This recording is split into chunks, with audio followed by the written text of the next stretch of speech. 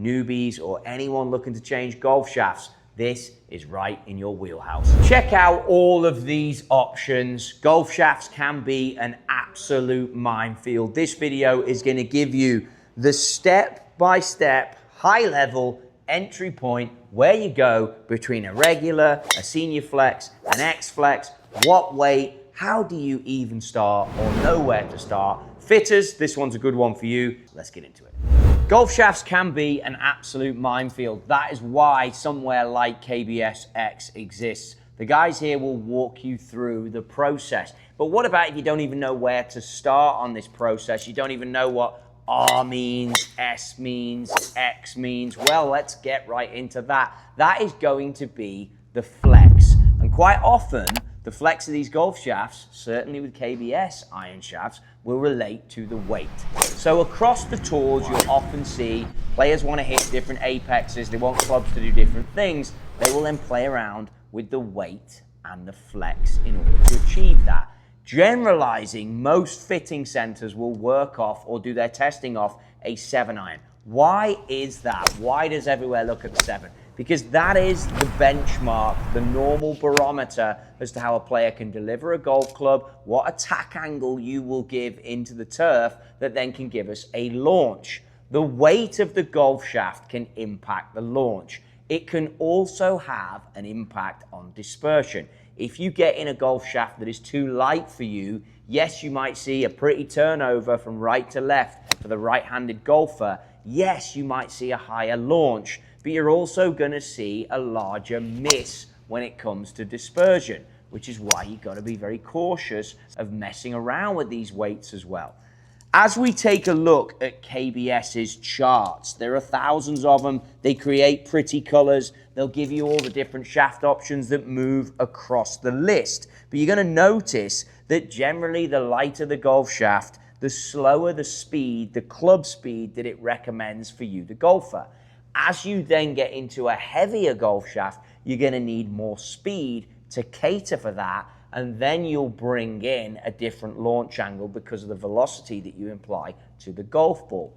KBS then works off of its benchmark golf shaft, its OG that was the KBS Tour shaft, and it gives in other options, whether that's going to be for them the C taper, the money taper, you lose the step pattern on the outside.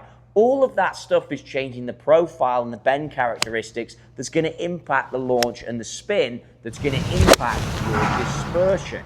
But I think if we bring this back to simpler terms, to what we can all understand, and before we get too deep into the nuances of golf shafts and golf shaft technology, step points, bend profiles, frequency, all of this stuff is levels upon levels upon levels that you can get into that can all change with head type, lie angle, swing weight, which is what I preach so much in the build, which is why you've got to get them built by the right people.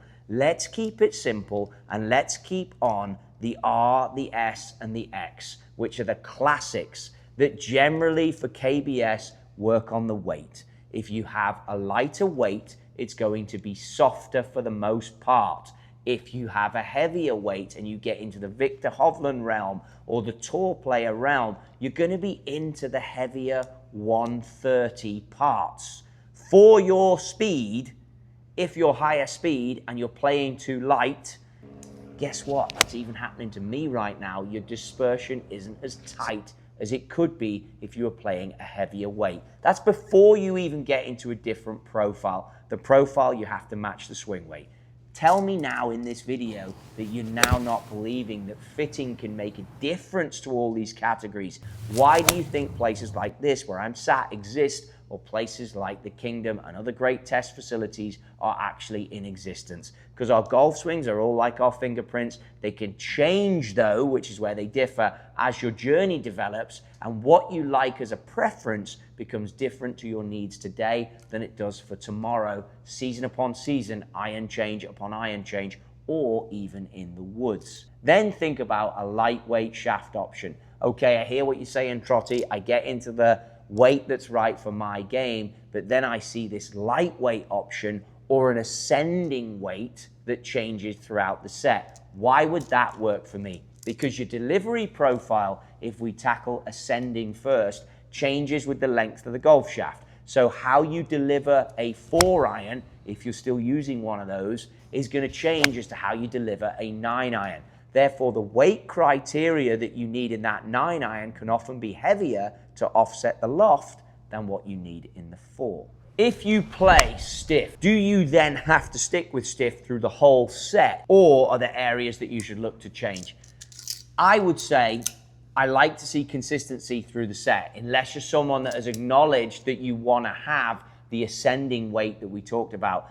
I think if you're a combo iron set player, some of you might even know what I mean by that, but let's say you like a P770 in your long irons, and then you want to get into a CB, MC, or something that's a cavity back in the shorts, you may well need to get different weights, which then in this scenario might be different flexes for what we've spoken about today. So it's something you should consider.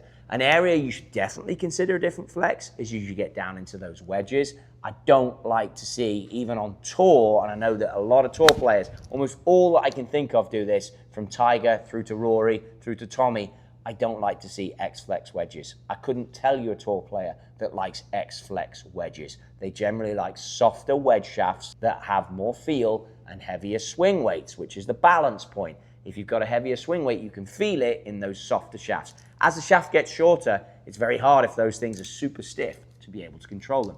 Then let's talk about graphite. I don't mind guys having X-Flex in graphite and then S-Flex in irons.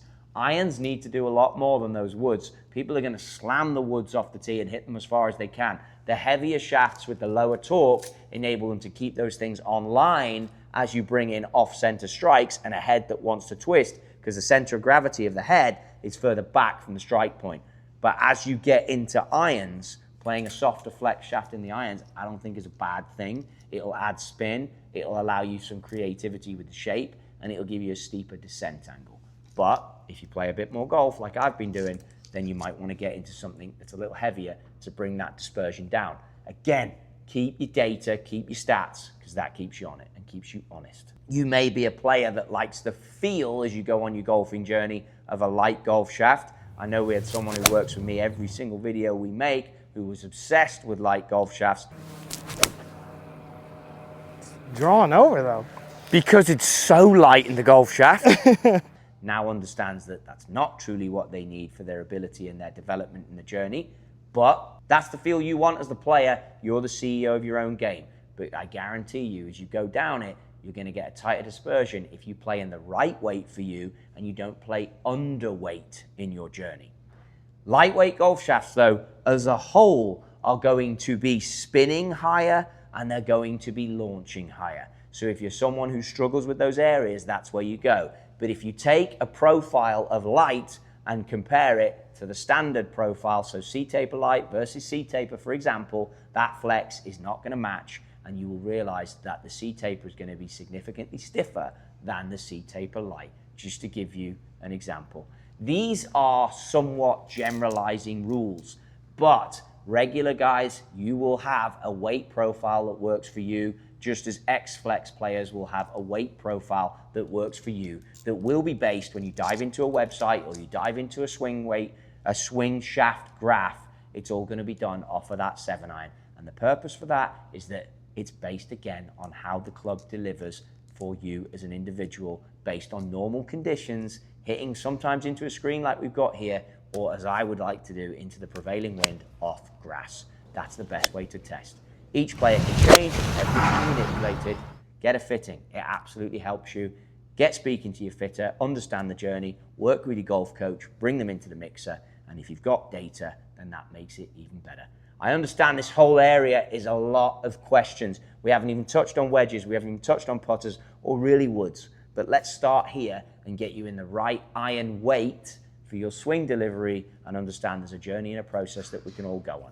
If you got any questions, as always, get in those comments. We'll come back to you on those, and subscribe if you like what you're seeing. There's a lot of videos that build up your knowledge to get the right golf clubs for you.